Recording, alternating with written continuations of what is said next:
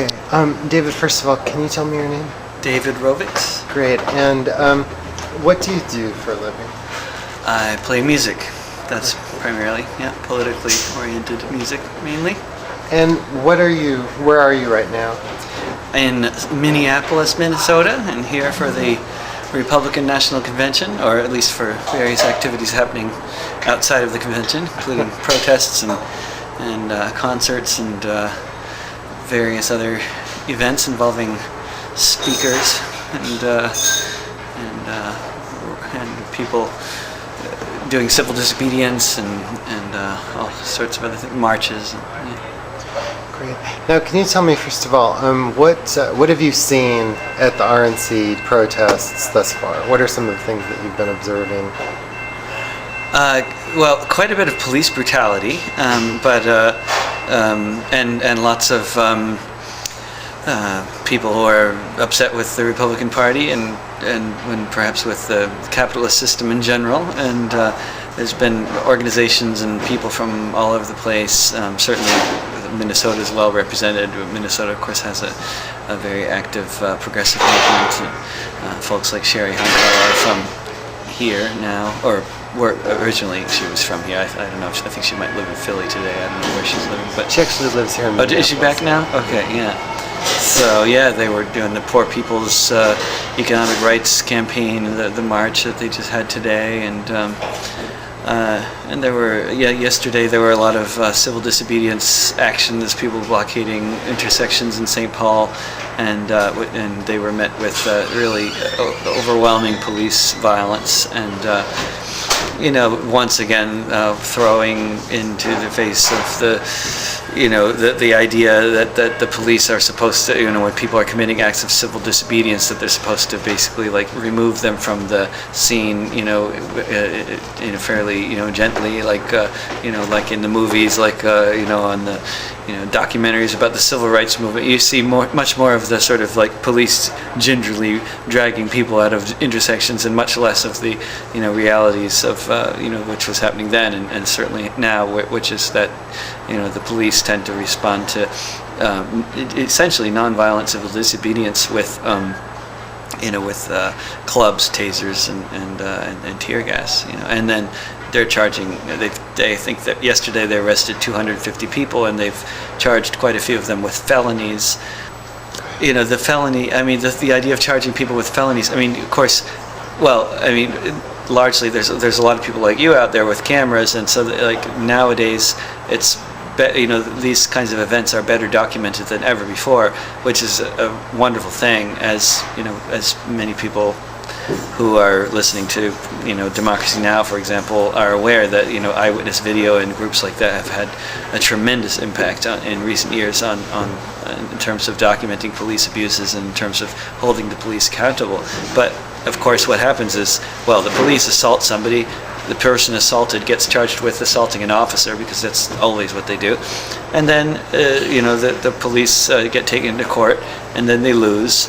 And this has happened in every city that I can think of where there's been a major convention and major protests in the past 10 years, where the police are sued, they lose, they lose $5, $6, $7 million.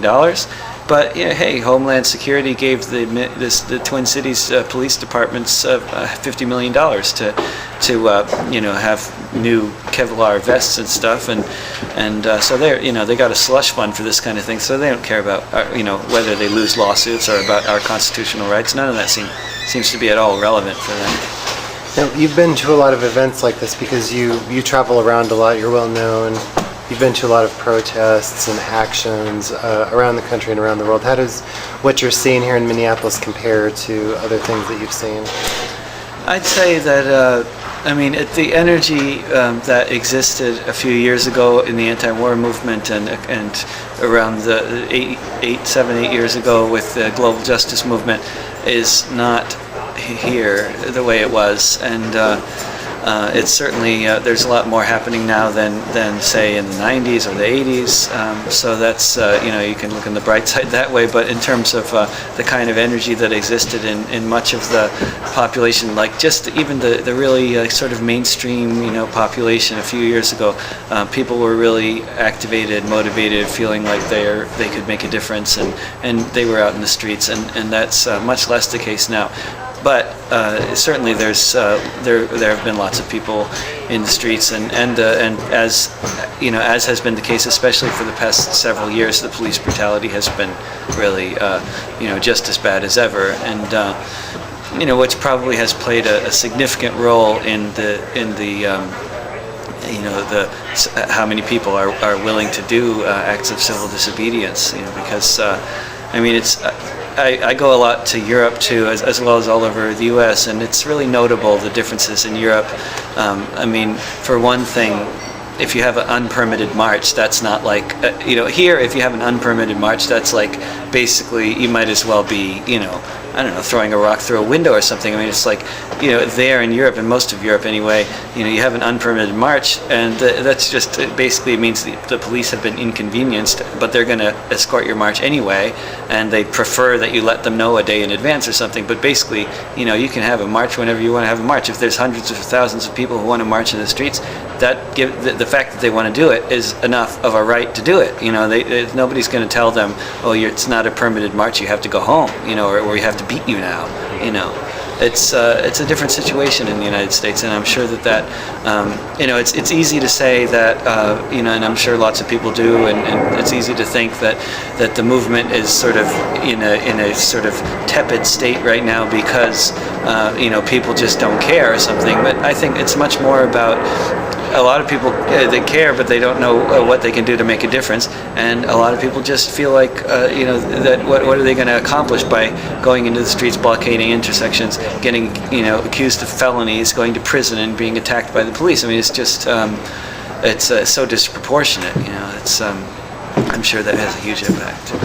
Now, tell me a little bit about your career too. What's going on right now with your performing, and where are you traveling to, that sort of thing? These days, I have a 2.5-year-old daughter now, so I'm really staying home in Portland most of the time, in Portland, Oregon, and raising my kid. And when her mom's on vacation from medical school, I go tour. Basically, that's kind of how it's been for the past year. Mm-hmm. And when she gets a little older, I'll be touring with her.